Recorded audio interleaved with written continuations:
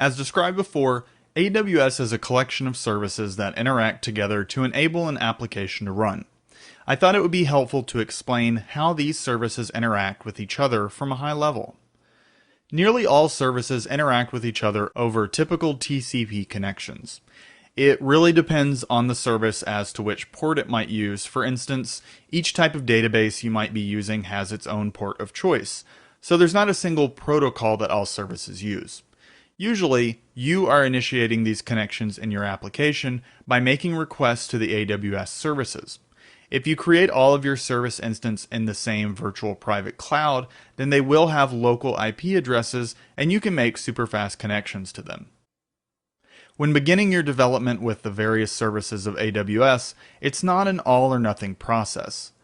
Since all the services interact mostly the same on your local development machine as they do in the cloud, you can add and build on services as you like.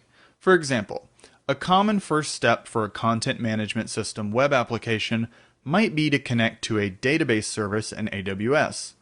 Then you could connect and begin using S3 for static file storage.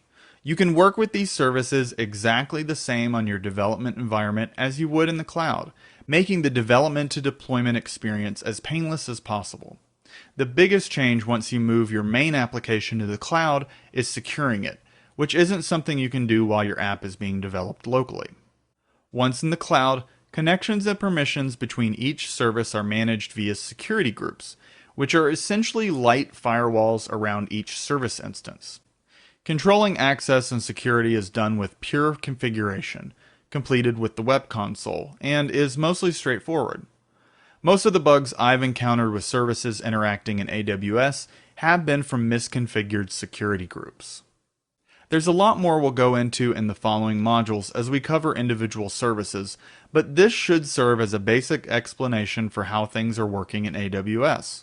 Since this course is targeting developers, I will gloss over some of the gory details of infrastructure. For a more detailed explanation of AWS for system admins, Pluralsight offers another great course to take after this one with Amazon Web Services Fundamentals for System Administrators.